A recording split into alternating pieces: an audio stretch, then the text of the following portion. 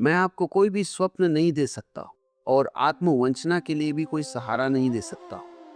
मैं तो स्वप्न भंजक हूँ और आपकी निद्रा को तोड़ना चाहता हूँ। इससे पीड़ा भी हो तो मुझे क्षमा करना। जागरण सच ही पीड़ा है, क्योंकि वही एकमात्र तपश्चर्या है। साधना के बाद साक्षात तो होगा ही। उसे विचार में लेना व्यर्थ है। उसे यदि किसी ने मान लिया तो साधना असंभव हो जाएगी, और साक्षात को बिना साधना के मान लेना कितना आसान और सुखद है। उस भांति पाप से बिना मुक्त हुए ही मुक्ति का रस आ जाता है, और धोखे की एक गहरी धुंध में भिखमंगे बादशाह होने का मजा ले लेते हैं। आह, भिखमंगों को ये बताना कितना आनंद देता होगा कि वे भिखमंगे नहीं हैं, सम्राट है। और जो उन्हें ऐसा बताते हैं, वे यदि उन्हें बहुत श्रद्धा देते हों और उनके चरणों में सिर रखते हों तो आश्चर्य नहीं है। पाप से, दरिद्रता से इससे सस्ती और कोई मुक्ति नहीं हो सकती है। थोथा तत्वज्ञान, सूडो फिलॉसफी बड़ी सस्ती मुक्ति दे देता है, जबकि साधना श्रम मांगती है। आप भी तो ऐसे ही किसी तत्वज्ञान या तत्वज्ञानी के चक्कर में तो नहीं है? कोई संक्षिप्त और सस्ता रास्ता, शॉर्टकट आपने भी तो नहीं पकड़ लिया है? सबसे सस्ता यही है कि आत्मा शुद्ध बुद्ध है, वो स्वयं ब्रह्म है, और इसलिए फिर कुछ करने जैसा नहीं है।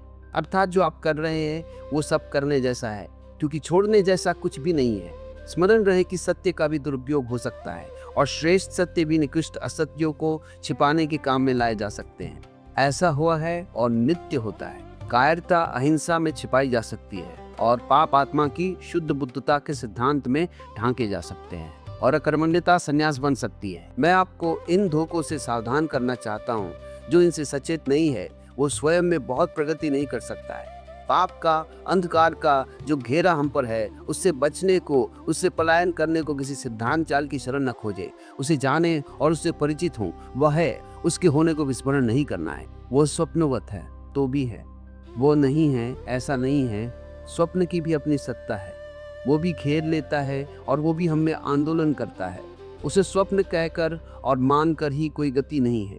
उससे जागे बिना कोई रास्ता नहीं है, पर कोई चाहे तो बिना जागे भी स्वप्न में ही जागने का स्वप्न देख सकता है। थोथा तत्वज्ञान साधना शून्य तत्वज्ञान यही करता है। वह जगाता नहीं है, स्वप्न में ही जगाने का स्वप्न पैदा कर देता है। यह स्वप्न के भीतर स्वप्न है। ऐसे स्वप्न आपने नहीं देखे हैं क्या, जिनमें आप देख रहे हो कि आप जागे हुए हैं?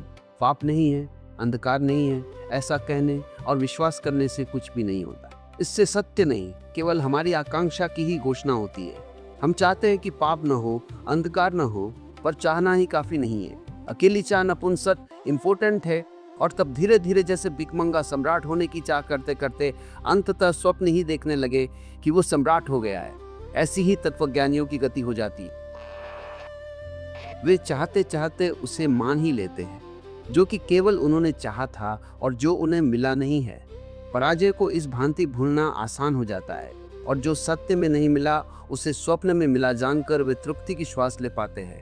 आपके इरादे तो इस भांति तृप्त होने के नहीं है, अन्यथा आप एक गलत व्यक्ति के पास पहुंच गए हैं। मैं आपको कोई भी स्वप्न नहीं दे सकता हूँ, और आत्मवंचना के लिए भी कोई सहारा नहीं दे सकता हूँ। मैं तो स्वप्न भंजक हूँ और आपकी निद्रा को तोड़ना चाहता हूँ। इससे पीड़ा भी हो तो मुझे क्षमा करना। जागरण सच ही पीड़ा है, क्योंकि वही एकमात्र तपश्चर्या है।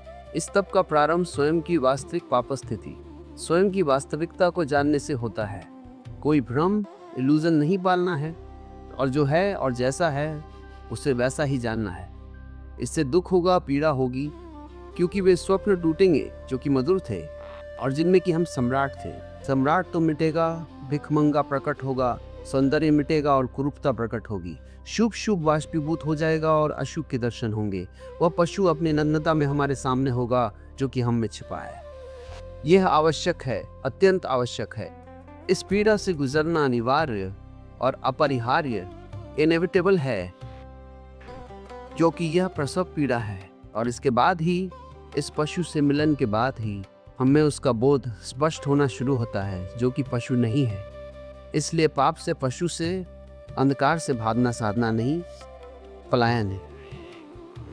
वह शुतुरमुर्ग के तर्क की भांति है, जो शत्रु को देख रेत में मुंह छिपाकर निश्चित खड़ा हो जाता है, यह सोचकर कि जो अब उसे नहीं दिखाई दे रहा है वो अब नहीं है। काश ऐसा ही होता, पर ऐसा नहीं है। शत्रु का ना दिखाई पड़ना उसका ना हो जाना नहीं है। इस भांति तो वो और भी घातक हो जाएगा। आपकी आंखें बंद करने पर उसके और भी आसान शिकार हो जाएंगे।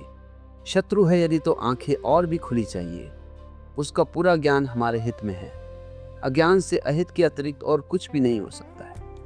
मैं इसलिए ही स्वयं की समग्र अंधकार स्थिति को उघाड़ कर देखने को कह रहा हूँ। अपने सारे वस्त्रों को अलग करके देखो कि आप क्या है। अपने सारे सिद्धांतों को दूर रख कर देखो कि आप क्या है।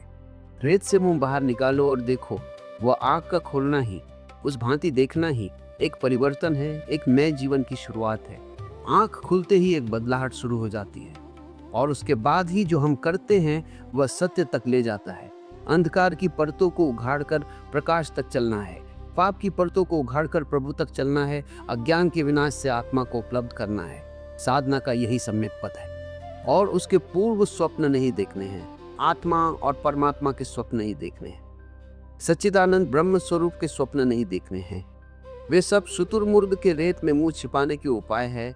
वो पुरुषार्थ का मार्ग नहीं, पुरुषार्थहीनों की मिथ्या तृप्ति है।